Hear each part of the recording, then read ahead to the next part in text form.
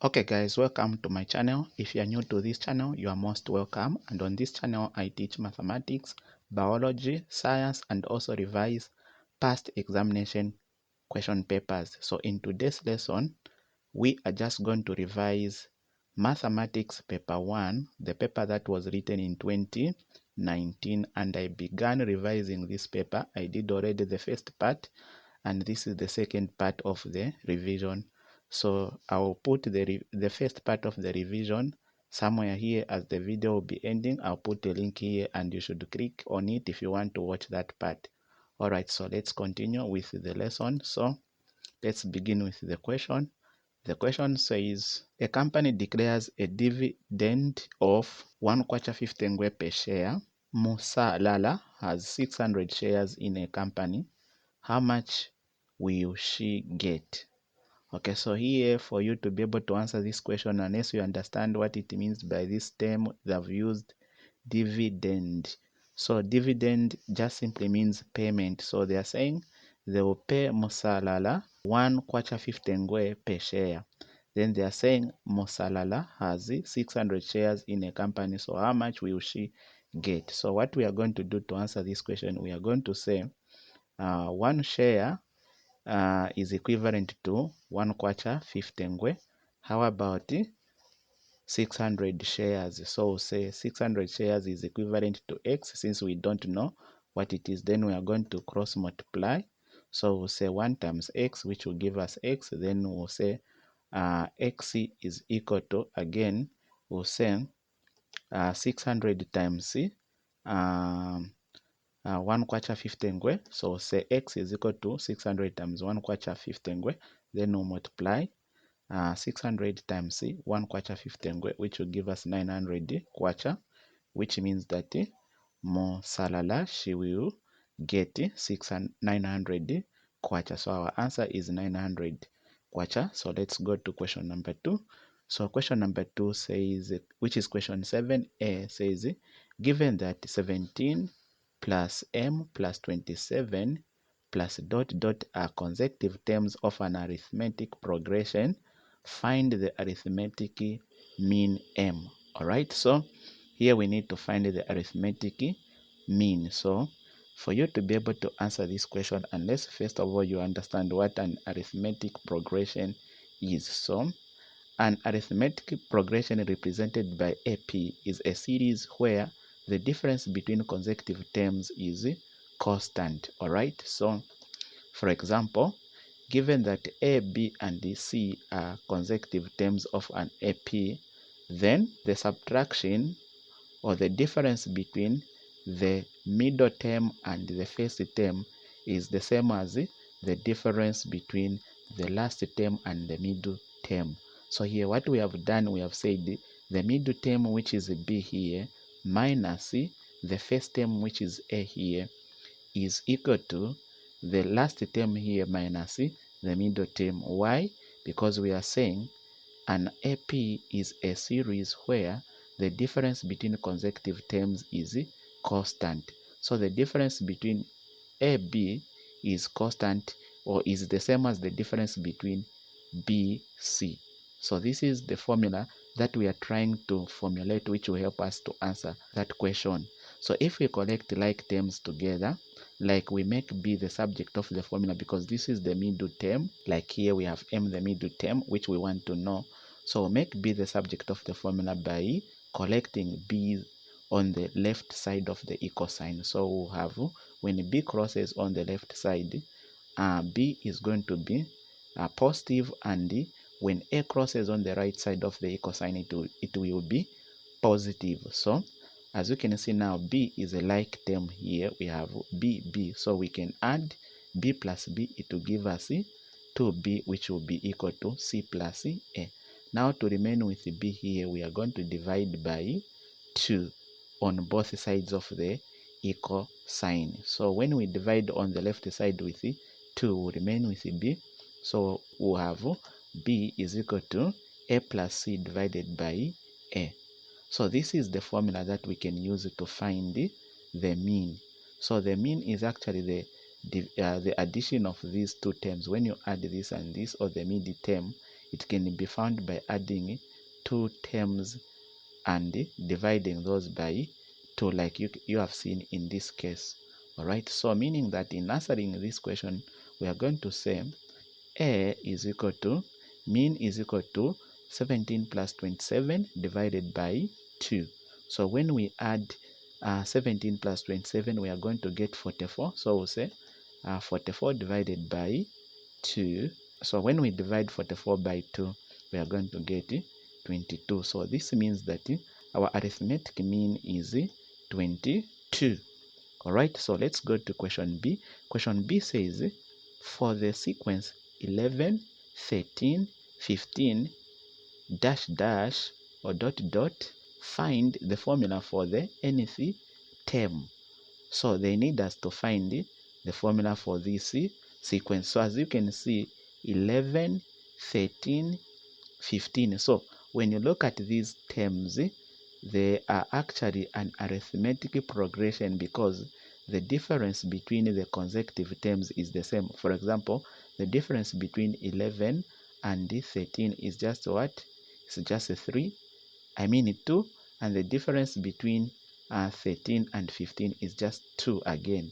So this is an arithmetic progression. All right. So in finding the formula for the nth term, we have this formula which is already given, like we say B.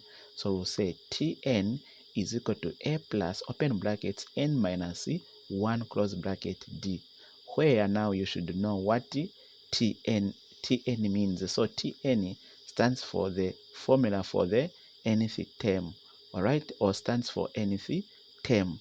So then A there stands for the first term, then n inside there, it stands for actually the term itself, then minus 1 close bracket, then D there stands for the difference between the two consecutive terms. All right, so D can be found, for example, by subtracting, for example, 13 minus what? Minus 11. Or we can say D is equal to the second term minus the first term, which can be given by 13 minus 11, which can give us 2. So now that we know what D is, since we are only told to find the formula, so we'll just substitute D in that equation, in our first equation, and also A. As I said, A is actually the first term, which is actually 11. So D is going to be 2. So we'll say Tn is equal to 11 plus open brackets n minus 1 close bracket times 2. Then here we are going to multiply this 2 by everything in the brackets. So if we multiply 2 by -1, it will be -2. 2 by n, it will be 2. So we have Tn is equal to 11 plus 2n minus 2. Then at this point, we are going to collect like terms. As you can see, 11 is a constant or number as well as -2.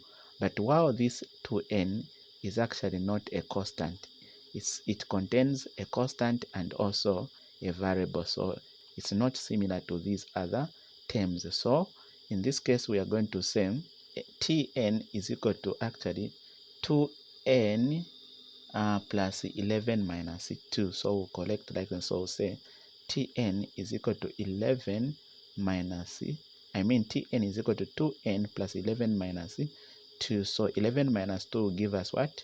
9. So we'll say Tn is equal to 2n plus 9. So at this point, we cannot simplify this expression further. So this means that our answer here is Tn is equal to 2n plus 9. All right, so let's go to question number 8. So question number 8 says, A, the transpose of a matrix A is open brackets -1, 4, 5 close brackets. Then they say find the matrix. So for you to be able to answer this question, you need to understand what it means by these terms like transpose. So to find a transpose of a matrix, you interchange the rows and the columns. So if they are saying the transpose of a matrix A, that matrix A, its transpose is this. It means in that matrix they changed the columns and the rows. So it means that for you to find the matrix A, you need to reverse what was done to go back to the original matrix. But before we do that, there's something you need to know about matrices. So a matrix is just defined as a rectangular array of numbers. A matrix consists also of rows and also columns. So like these horizontal lines here, we call them rows. So when we move in the horizontal like this matrix has got just one row. But if we move in the vertical like this matrix has got a 1, 2, 3 columns. All right. So now, according to the way we find a transpose, this how it was found. They say it means they interchange the rows and the columns. So for us again to get back to that matrix, we need also to reverse by doing the same thing, interchanging the rows and the columns. So with this, we are going to say A is equal to, open brackets, -1, 4, 5. So we are going to interchange it now. So say A is equal to, so now what was here, so now we'll go back to the column matrix, which will be vertically like this. So say open brackets, so start with -1, 4, 5, then close brackets. So we have interchanged now. Here, what was the row now, it has become the column. All right. So our answer now here is going to be A is equal to, open brackets, -1, 4, 5, close brackets. So let's go to question B. Question B says, given that the open brackets 1, 2, 3, close brackets, open brackets 1, x5, close brackets is equal to, open brackets, 24, close brackets, find the value of x.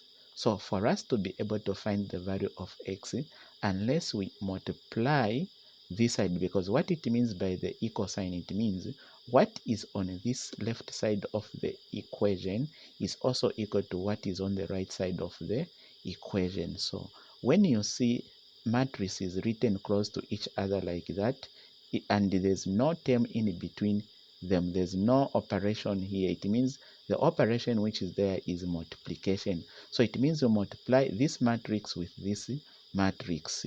All right, that's the process we are going to do. But before you do that, there are some rules which you need to know, which says to multiply matrices, you must make sure that you know that the rows of the first matrix must be equal to the column of the second matrix. So here we have this horizontal a horizontal line here, so it is a row. So we have one row here, and here vertical lines are called columns. So here again we have one column. So since the rows of the first matrix are equal to the column of the second matrix, this means that we can multiply this. So again, to do the multiplication, it means that you multiply the rows of the first matrix with the column of the second matrix. So these are the rows. So you get this one in a row, you multiply it with a column, this one in a row with this in the column, this one in the row with this in the column. So the multiplication now will go like this. So we'll start by copying the same question first as it is. Then next, now we are going to multiply 1 times 1, which will give us 1. 1 times 1 like that. Then we'll say 2 times x, this one 2 times x. So we are putting plus, because when you say 1 times 1, you are done. 1 times 1, you are done. Then you shift. Since this one has a positive, so you carry with it. So it will be plus 2 times x, this one. You are done. Then again here, since this one has a positive, if it had a negative, you can start with negative. Now there's a positive which we don't indicate. Any number written without a sign in front of it, it means it is positive. So like this one, it's positive 3 times positive 5. So we cannot put positive 5 there, it's fine. But here it is, we cannot leave it like that. So we can say 3 times 5 like this. Then this one, it means in front there's a 1. 1 times 24, it will be just 24. Then we will now multiply out the multiplication here. So 1 times 1, it will be 1. Then 2 times x. So we'll say 1 times 1, 1, 2 times x, x, then 3 plus, times 5, 15, which is equal to 24. Then we'll collect like terms. As you can see, 1 is a constant, 15 is a constant, so those can be added. 1 plus 15, which will give us what? 16. So we'll say 2x plus 16 is equal to 24. Then we are going to collect like terms, so this 16 will cross on the right side of the equal sign because it is a constant as well as the 24, so it will cross. So we'll have 2x is equal to 24 minus 16.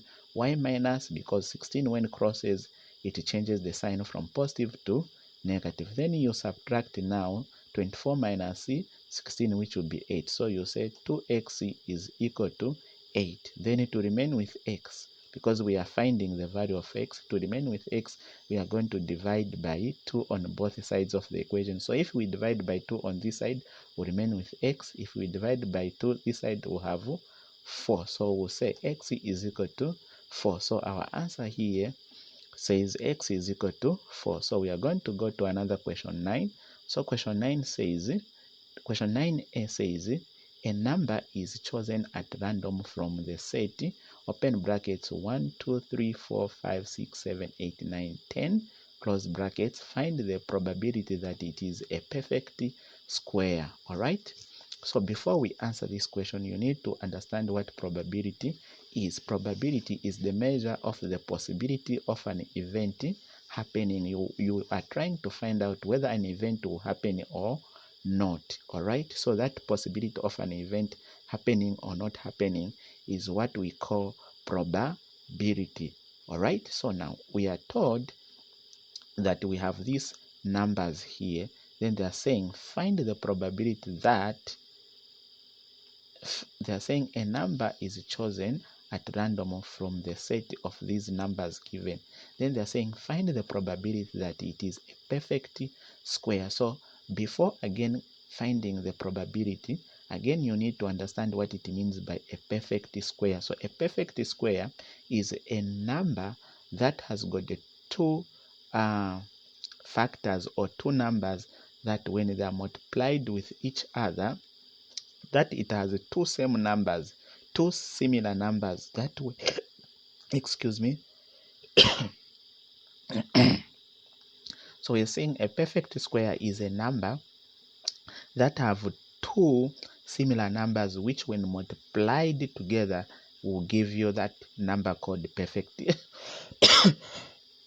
square. So in this case, what perfect square number do we have in here? We have 1, because 1 times 1 will give us 1. What also do we have here is 4. 4 can be found by 2 times 2.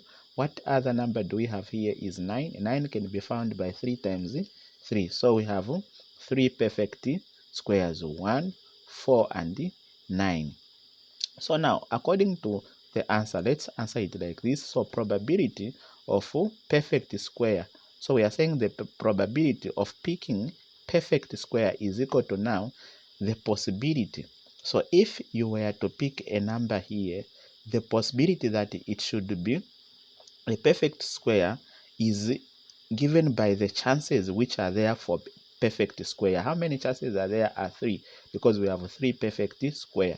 So we always say it is equal to favorable outcome over all possible excuse me, outcome. So possible outcomes are the total numbers we have here. Favorable outcome are the positions that we have of perfect squares. So we have 1, 4, and 9. So there are 3. So this one will be equal to now perfect squares are those we have already stated, 1, 4, 9. So the probability now is going to be equal to now 3 over 10. All right. So this is actually the probability of picking a perfect square. It is 3 over 10. So our answer here will be probability of picking a perfect square is 3 over 10. So let's go to B. B says solve the equation x to the 8 to the power x is equal to 128. All right. So we need to solve this equation now. For us to be able to solve this particular equation, you must understand that it is coming from the application of the laws of indices. And if you want to see how to solve equations involving indices, you must look at a video that I will leave somewhere here, as this video will be ending. Alright, so at this point guys, if you are enjoying what I'm doing, if it is making sense, it is helping you, please give this video a like. Also, if you haven't subscribed, consider clicking on that red subscribe button. Alright, so you are told of my next upload. So to answer this one guys, we have to, let's also copy it here. So you have to make sure that on this side of the equation, the left side of the equation, the base, and on this side of the equation also you make the bases to be similar. So how do you make the bases to be similar? You look for a number that when you raise it to a certain power, it gives you 8. And also here you look for a number, when you raise it to a certain power, it will give you 28. That number should be the same on both sides. So that number is no other than 2. For example, if we say 2 raised to the power 3, it will give you 8. And also 2 raised to the power 7, it will give you also 128. Alright, so 2 to the power 3 and also 2 to the power 7. Alright, so that 2 to the power 7 multiplied by x, that 2 to the power 3, that 3 multiplied by x, it will give us 3x. So you have seen, so we have on this side the base is 2, on this side the base is 2. So since the bases are equal, so even the powers are equal. So we'll just pick the power. 3 is equal to 3x is equal to 7. So we'll say 3x is equal to 7. Then for us to remain with x, because we need to solve the equation by finding the value of x, so divide by 3 on both sides of the equation. So we'll say this side will remain with x, this side will have 7 over 3, then 3 into 7, it will go how many times? 1, remainder 1 over 3. So our answer is x is equal to 2 and 1 over 3. Alright, so guys, we have come to the end of the lesson. If you enjoyed the video or the lesson, give it a like. Until we meet you in the next lesson, please, bye and peace.